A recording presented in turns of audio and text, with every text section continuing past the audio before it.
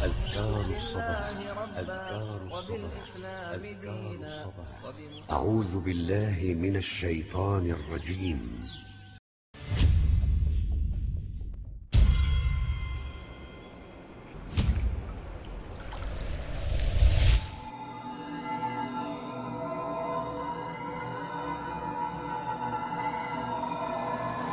Assalamualaikum warahmatullahi wabarakatuh. Alhamdulillahi hamdan katsiran thayyiban mubarakan fihi kama yuhibbu rabbuna wa yardah. Wassalatu wassalamu ala nabiyyina Muhammad wa ala alihi wa sahbihi wa man tabi'ahum bi ihsanin ila yaumil amma ba'd. Pemirsa yang dirahmati oleh Allah Subhanahu wa taala. Pada saat ini saya sedang berada di kawasan Cisarua Puncak. Sebuah kawasan yang menyuguhkan pemandangan yang sangat menakjubkan. Sebuah kawasan yang menyuguhkan panorama yang sangat indah. Saya rasa keindahan panorama ini tidak perlu diungkapkan dengan kata-kata, karena kawasan ini senantiasa menjadi buah bibir.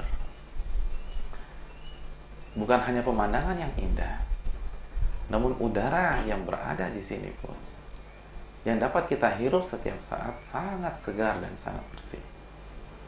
Oleh karena itu tidak heran kawasan ini menjadi magnet bagi masyarakat yang ingin beristirahat dari kesibukan dia sehari-hari, yang ingin merefreshing dirinya, yang ingin memberikan keindahan kepada kedua bola matanya. Tua muda, miskin kaya, senantiasa tertarik dengan kawasan ini. Pemirsa yang dirahmati oleh Allah Subhanahu wa taala. Namun yang menjadi momok bagi setiap orang yang ingin pergi ke kawasan ini adalah bahwa kawasan ini di samping terkenal dengan keindahan panoramanya, ia pun terkenal dengan kemacetannya, kemacetan yang sangat luar biasa. Dan apabila kita terjebak dengan kemacetan di kawasan ini, maka kita harus menunggu berjam-jam di tempat duduk kita. Kita harus mengantri dan menghabiskan waktu yang sangat lama sebelum kita sampai di villa tujuan kita atau di tempat yang kita inginkan. Kemacetan yang sangat luar biasa. Tidak heran banyak orang menghabiskan waktu 5-6 jam untuk sampai di puncak kawasan ini. Oleh karena itu, tidak heran banyak orang ketika ingin berangkat ke tempat ini, maka ia akan mencari informasi kemacetan di kawasan ini. Ia akan memutar radio yang menjelaskan tentang kondisi lalu lintas di kawasan ini. Ia akan mencarinya di beberapa situs. Dia akan membuka TMC yang dimiliki oleh kepolisian yang mengupdate atau menjelaskan kondisi kemacetan ini secara aktual. Bahkan apabila kemacetan sampai ke jalan tol, maka sebagian orang memilih untuk melewati jalan-jalan kecil untuk menghindar dari kemacetan yang ada di kawasan ini. Mengapa mereka melakukan hal itu? Jawabannya sederhana, agar mereka dapat sampai di tujuan mereka dalam tempo sesingkat-singkatnya, agar mereka bisa langsung menikmati panorama dan keindahan alam yang disuguhkan dan ditawarkan oleh kawasan ini. Mereka tidak mau waktu mereka habis berjam-jam hanya di atas kendaraan mereka. Mereka ingin sampai ke tempat ini dalam tempo yang sesingkat-singkatnya. Pemirsa, inilah yang kita lakukan. Dan pola pikir inilah yang kita lakukan, yang kita gunakan juga jika kita berangkat ke kantor kita. Kita akan menentukan dan memilih jam yang paling tepat sehingga kita terhindar dari kemacetan. Kita akan berusaha memotong jalan memilih jalan yang paling pintas sampai ke kantor kita. Sekali lagi, inilah pola pikir yang kita gunakan. Kalau demikian, maka bagaimana dengan surga? Sebuah tempat yang menawarkan keindahan nomor satu, yang tidak pernah dipikirkan oleh manusia, yang belum pernah dilihat oleh kedua mata manusia, dan tidak pernah didengar oleh kedua telinga manusia.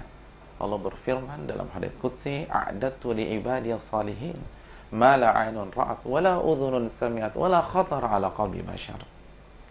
Aku persiapkan kenikmatan untuk hamba-hambaku yang soleh di surga,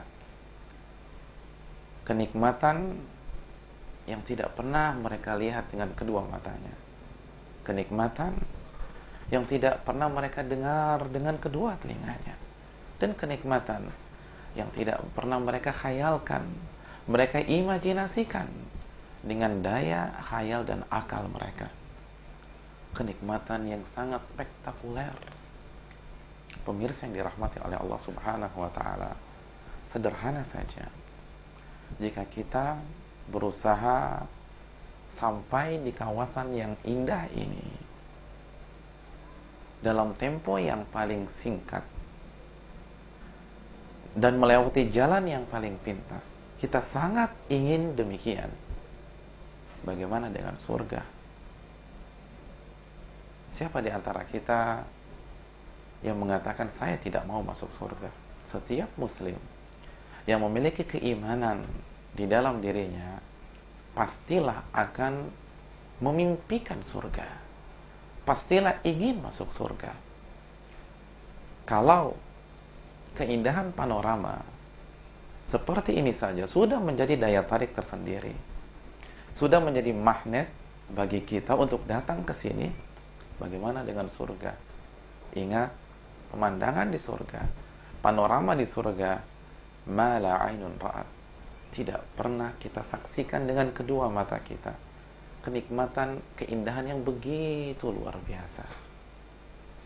Oleh karena itu, jika kita berusaha sampai ke tempat ini dengan tempo yang paling singkat dan jalan yang paling pintas, pola pikir inilah yang harus kita gunakan ketika kita berbicara tentang surga, ketika kita berusaha masuk surga.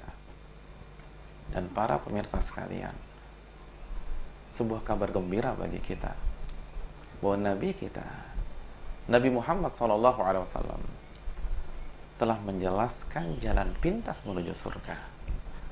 Nabi kita bersabda sallallahu alaihi wasallam, "Man salaka tariqan yaltamisu fihi ilman sahhalallahu lahu bihi tariqan ilal jannah." Barang siapa yang berjalan dalam rangka menuntut ilmu agama. Bagaimana pemirsa? Nabi mengatakan sekali lagi, barang siapa yang berjalan dalam rangka menuntut ilmu agama, maka Allah akan pintaskan jalannya menuju surga. Allah akan mudahkan perjalanannya menuju surga. Allah akan singkatkan durasi perjalanannya menuju surga. Ini sebuah kabar gembira. Dan dalam hadis yang sangat baik ini, pelajaran yang bisa kita petik bahwa ketika kita menuntut ilmu agama, kita langkahkan kaki kita,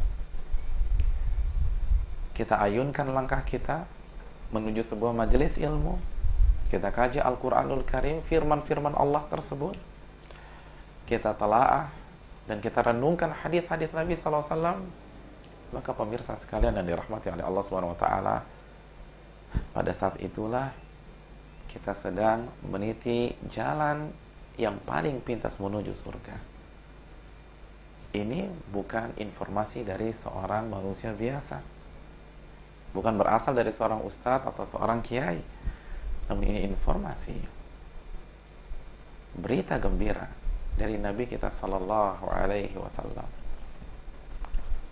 Sekali lagi, ketika kita ingin pergi ke sebuah tempat,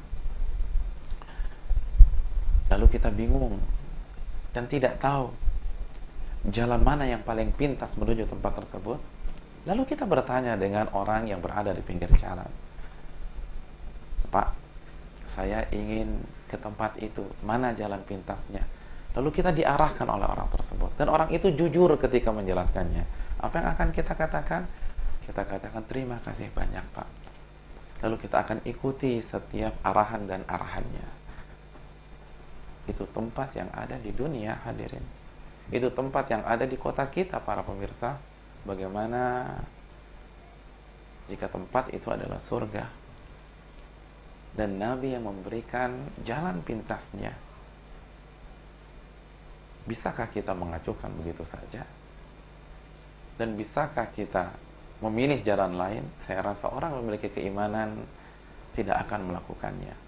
Oleh karena itu ketika Nabi mengatakan, barang siapa yang berjalan dalam rangka menuntut ilmu agama, maka Allah akan mudahkan jalan pintas, atau Allah akan mudahkan perjalanannya menuju surga.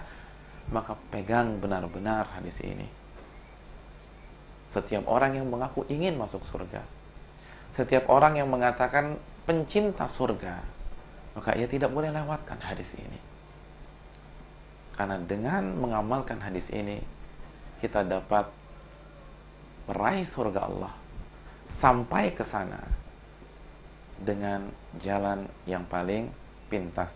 Oleh karena itu para ulama mengatakan, barang siapa yang mengaku ingin masuk surga, maka ia tidak boleh lewatkan majelis ilmu. Barang siapa yang mengaku ingin masuk surga, maka ia tidak boleh melupakan belajar ilmu agama. Karena ini jalannya.